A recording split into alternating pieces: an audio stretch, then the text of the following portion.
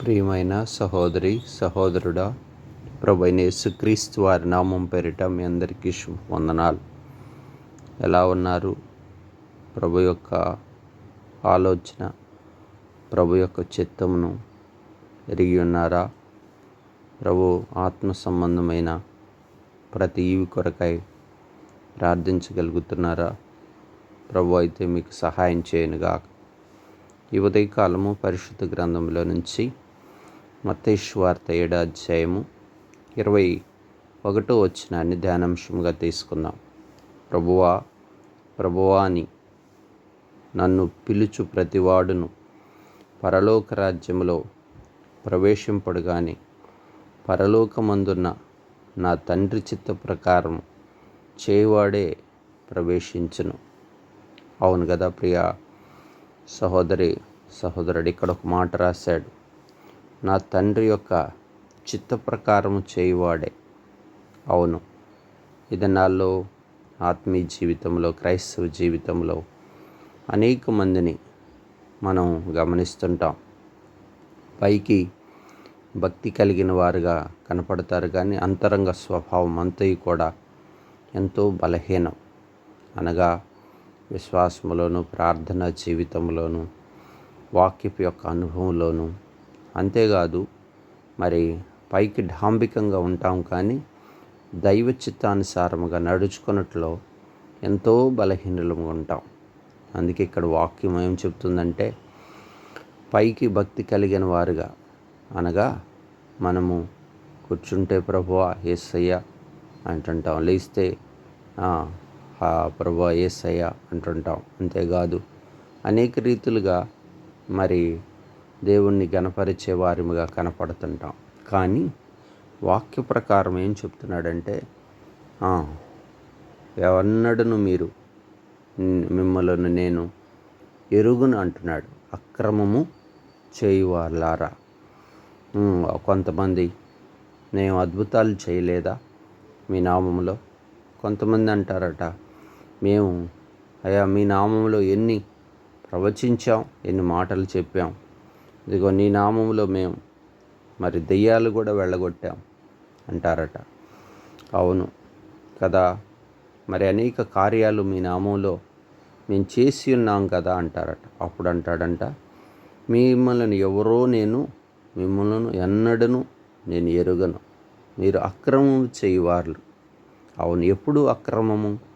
అందుకే దేవుని ఆత్మీయ జీవితంలో క్రమశిక్షణ చాలా అవసరం.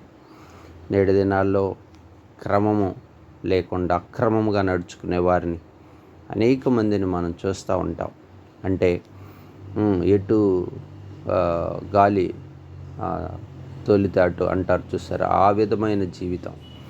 అంటే ఒక నియమావళి, ఒక క్రమశిక్షణ ఏముండదు. దైవికమైన స్థితిలో ఎలా కావాలంటే అలా, అంటే వాక్యపు యొక్క వెలుగులో ఆత్మ సంబంధమైన దైవ చిత్తమైన అనుసారమైన జీవితం ఉండక, స్థిరత్వం ఉండక, మరి దేవుని మాట వినక, ఏదో భక్తి కలిగిన వారిలాగా ఒక రకమైనటువంటి జీవితానికి మనం అలవాటు పడిపోయి, క్రమం లేక, భయం లేక, దైవ భయం లేక, దైవ చిత్తమును ఎరుగక మనం బ్రతుకుతూ మన ఆత్మీయ జీవితాన్ని కొనసాగించే వారుగా ఉంటాం. అనగా బుద్ధిహీనుని పోలిన వారుగా నడుచుకుంటాం.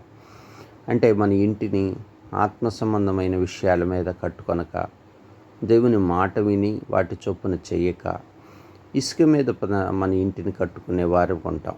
అంటే ప్రభు వాక్యం ఏం చెప్తుందంటే, అలా కట్టుకున్నవాడు వాన వచ్చిన, వరద వచ్చినప్పుడు, ఆ ఇంటిని కొట్టినప్పుడు దాని కూలబడిద్దట, దాని పాటు గొప్పది అని వాక్యం సెలవిస్తుంది.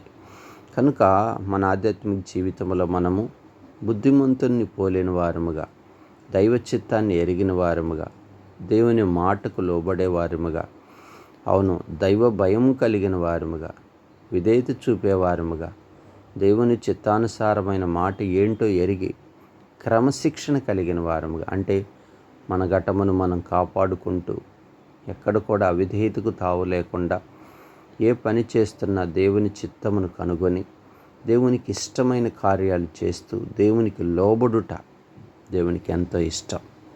ఒక క్రమశిక్షణ కలిగిన సైనికుల్లాగా మనము దైవ నియమావళిలో ఉండాలి. ఏ దినం కాదినం మన ఆత్మీయ జీవితాన్ని పరీక్షించుకుంటూ ప్రయాణం చేయాలి. అంతేగాని ఏదో లోకరీతిగా గాలికి చెదరగొట్టు పొట్టు వలె ఒక క్రమమైన శిక్షణ లేకుండా ఏదైనా ప్రార్థనే కానీ ఏదైనా పర్వాలేదులే అనుకుంటూ ఆత్మీయ జీవితంలో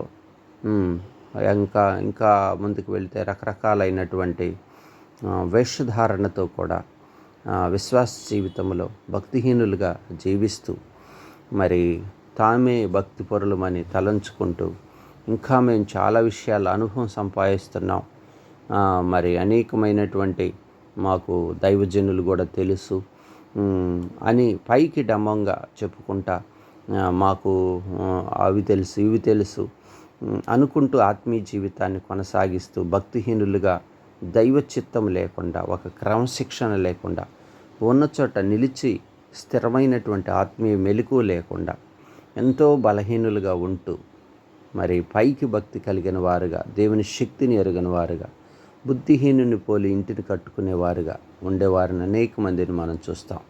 ప్రియా సహోదరి సహోదరుడు, అందుకనే ఈ దినకాలం వాక్యం ద్వారా ప్రభువు మనతో మాట్లాడుతున్నారు. నీ ఇల్లు ఎలా కట్టుకుంటున్నావు?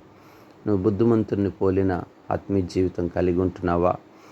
దైవ చిత్తానుసారముగా లోబడుతున్నావా? దేవుని చిత్తంని ఎరిగి ఉన్నావా? అవును కదా, 1 తెస్సలోనికై 5లో రాస్తాడు దేవుని చిత్తమేంటో. అక్కడ వాక్యం అంతా కూడా అధ్యాయం అంతా చదువుతుంటే ఎడతెగక ప్రార్థన చేయుట, ప్రభు యొక్క చిత్తానికి లోబడటం, మరి ఎల్లప్పుడూ కృతజ్ఞతాస్థుతులు చెల్లించుట, అనేక విషయాలు, కీడునకు ప్రతి కీడు చేయక మేలు చేయుట, అనేక విషయాలు, మరి ధైర్యం చెడిన వారిని ధైర్యపరచుట, బైబిల్ గ్రంథంలో రాసిన మాటలు మనం చూస్తాం. దేవుని చిత్తమును ఎరిగి బండ మీద ఇంటిని కట్టుకున్నప్పుడు మన ఆత్మీయ జీవితంలో ప్రభు సన్నిధిలోనికి, పరలోక రాజ్యంలోనికి ప్రవేశించే అవకాశం ఉంది. ప్రార్థన చేసుకుందాం. పరిశుద్ధుడా, ప్రేమ కలిగిన తండ్రి, ప్రభువా అని పిలిచినంత మాత్రాన పరలోక రాజ్యంలో ప్రవేశించం, కానీ మీ చిత్తానుసారముగా నీ మాట విని బండ మీద ఇంటిని కట్టుకొని నీ మాట చొప్పున బుద్ధిమంతుని పోలి నడుచుకోవాలని మీరు హెచ్చరించినందుకై వందనాలు. ఆ అనుభవంలో మమ్మల్ని బలపరుస్తారని ఇదని కాలము యవన కాల బిడ్డల భవిష్యత్తును దీవించము. జాబ్స్ కొదువులు ఉన్నాయి, సహాయం చేయండి. వ్యాధిగ్రస్తులను స్వస్థపరుస్తారని అయ్యా అన్యజనుల రక్షణార్థమై ప్రార్థిస్తున్నాను. యెరూషలేం పరిచర్యను కూడా మీరు విస్తరింప చేయండి. పరిశుద్ధాత్మదేవుడిగా మీరు మాతో ఉండి బలపరుస్తారమని యేసు నామమున ప్రార్థించి వేడుకుంటున్నాం తండ్రి. ఆమేన్.